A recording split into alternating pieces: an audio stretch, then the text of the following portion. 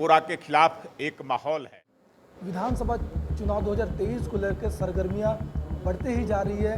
तमाम बड़े दिल के जो दल हैं उनके बड़े बड़े नेता अपने अपने क्षेत्रों में आ रहे हैं और अपने प्रत्याशियों के समर्थन में वोट मांग रहे जनता से मिल रहे हैं। उसी कड़ी में बिहार के लखीसराय जिला से विधायक हैं और बिहार प्रदेश भाजपा में प्रवक्ता हैं प्रेम जी हैं और दुर्ग शहर की जिम्मेदारी इनको मिली। दुर्ग शहर से जो बीजेपी के प्रत्याशी हैं यादव जी के समर्थन में ये लोगों से मिल रहे हैं और पिछले 5 दिनों से दुर्ग जिले में हैं। इनसे सीधा जानेंगे कि सबसे पहले सर ये बताइए, लगातार 4-5 दिन से आप पब्लिक से रूबरू हो रहे हैं, तो जो प्रत्याशी हैं गजेंद्र यादव उनको लेकर के पब्लिक में किस प्रकार की बातें सामने आ रही? क्योंकि लोग कह रहे हैं वो नए हैं और वो दिखते नहीं थे, तो क्या कुछ बातें सामने आ रही है?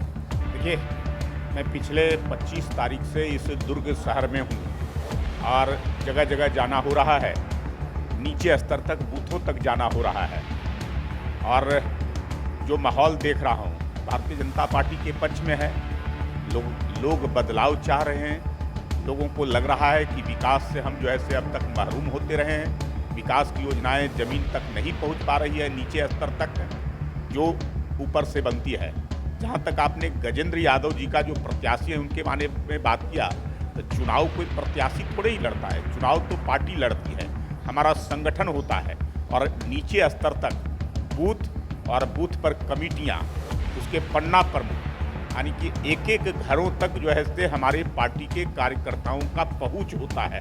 तो चुनाव तो पार्टी लड़ती है, संगठन लड़ता है, तो प्रत्याशी तो प्रतीक मात्र होता है। और हमारे नेता जो नरेंद्र मोदी हैं वो दुनिया के सबसे पॉपुलर व्यक्ति हैं और उनका इतना प्रभाव है कि सारे लोग गौन हो जाते हैं उनके आगे।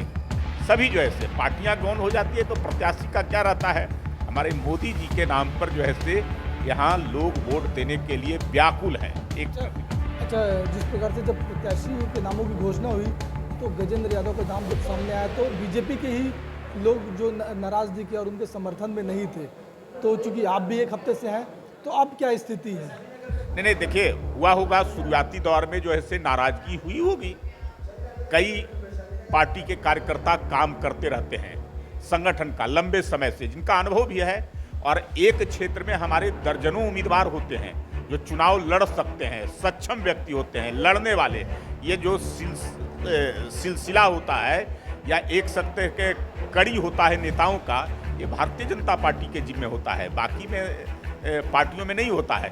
इसलिए अपेक्षाएं जो है से हमारे कार्यकर्ताओं की होती है, लेकिन जब उम्मीदवार तय हो जाते हैं तो पार्टी का जो आदेश होता है उसके अनुरूप लोग चलने लगते हैं। थोड़ी बहुत नाराजगी लोगों को रहता है कि हमारा प्रत्याशी जो है, उम्मीदवार है, वो थोड़ा हमको मनाए, पुचकारे, मेरे पास आए, उनकी भी अपेक्षा होती है और वो अपेक्षाओं को पूरा करने का काम गजेंद्र जी ने किया है।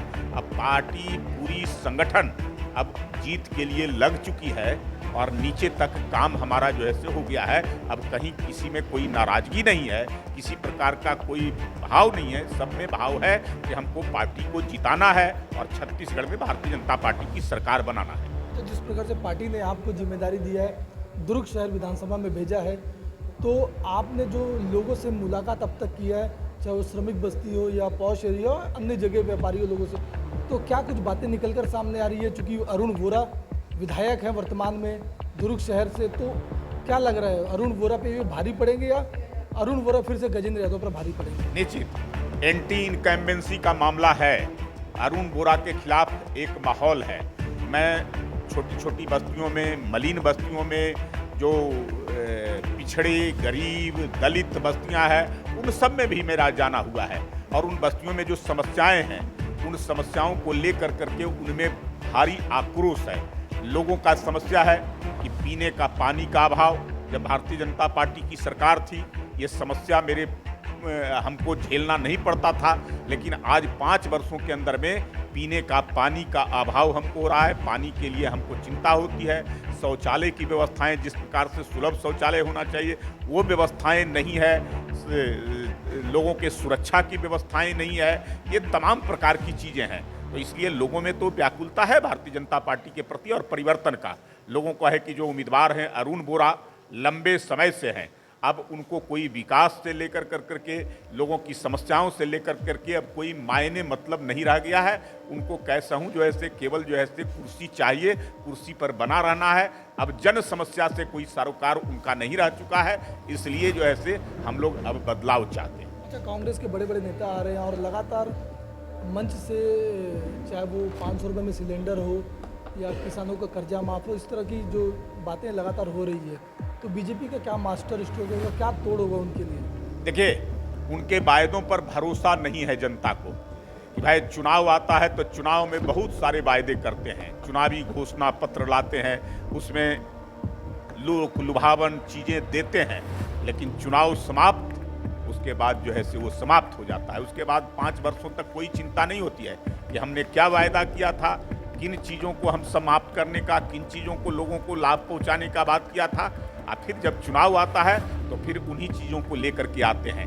तो भरोसा केवल जो है से भारतीय जनता पार्टी के ऊपर है कि भारतीय जनता पार्टी जो कहती है वो करती है, और इस काम को बाखूबी भारतीय जनता पार्टी ने करके दिखाया है। जिस प्रकार से राम मंदिर का निर्माण, कश्मीर से धारा 370-35A को समाप्त करने का लोगों का इससे विश्वास पक्का हुआ है, उस विश्वास को और भी मजबूत भारतीय जनता पार्टी को वोट देकर के लोग करेंगे। और विपक्ष के लोग लगातार आरोप भी लगाते हैं कि जैसे ही चुनाव आता है तो पेट्रोल के रेट, डीजल के रेट सस्ते हो जाते हैं और चुनाव के बाद फिर पुनः वो बढ़ जाते हैं। देखिए, प्रधानमंत्री नरेंद्र मोदी जी का सैकड़ों प्रकार की योजनाएं हैं जो आम जन के लिए है, गरीबों के लिए है, पिछड़ों के लिए है, दलितों के लिए है, हर प्रकार के, हर तबके के लिए है, बेरोजगारों के लिए है, महिलाओं के लिए है, हर समाज के लिए है।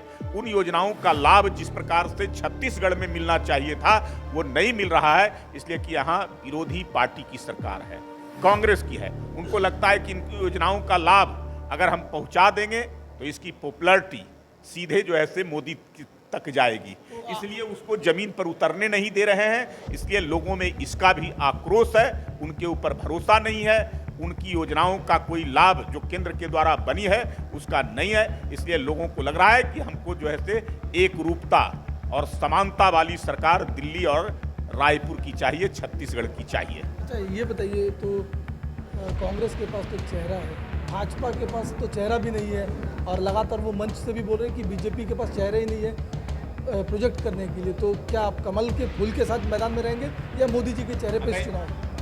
फूल, कमल फूल पर लोगों को भरोसा है, और मोदी जी ऐसा व्यक्तित्व है जो आज पूरे दुनिया के अंदर में सबसे ज़्यादा पॉपुलर और चर्चित व्यक्ति हैं। तो उस चेहरे के आगे फिर कौन सा चेहरा है? उनके पास कभी किसी चेहरा को आगे करते हैं, कभी किसी चेहरा को आगे करते हैं, किसी एक चेहरे पर उनको भरोसा नहीं है। कभी प्रियंका को आगे करते हैं तो कभी राहुल को आगे करते हैं, कभी किसी को आगे करते हैं। तो भरोसा जो है से लोगों को एक पर होता है, और एक भरोसा है नरेंद्र मोदी के ऊपर। उनके बार बार चेहरे बदलने से, बार बार चेहरा सामने लाने से अलग अलग ये भरोसा टूट गया। तो दुर्ग शहर क्या मानेगा, कितने मतों से आप लोग जीतेंगे? एक बेहतर तरीके से जीतेंगे और अच्छी मार्जिन से, जिसको मैं कह सकता हूं कि आगे जो भी वोट का हिसाब रहा है उससे कहीं बहुत ज़्यादा वोटों से जो है से इस बार जो है से भारतीय जनता पार्टी की जीत होगी और कांग्रेस की यहाँ शिकस्त होगी। इस बात को मैं पूरा भरोसा दिलाता हूँ। ये थे प्रेम जी पटेल जी, जो बिहार से आए हुए हैं और उनको दुर्ग शहर विधानसभा की जिम्मेदारी मिली है। कहीं ना कहीं ये दौरा कर रहे हैं और लोगों से मेल मुलाकात कर रहे हैं, और इनको अनुमान है और इनको लग भी रहा है कि जो दुर्ग शहर विधानसभा है वो जीतेंगे। दुर्ग शहर विधानसभा से मैं प्रदीप विश्वकर्मा।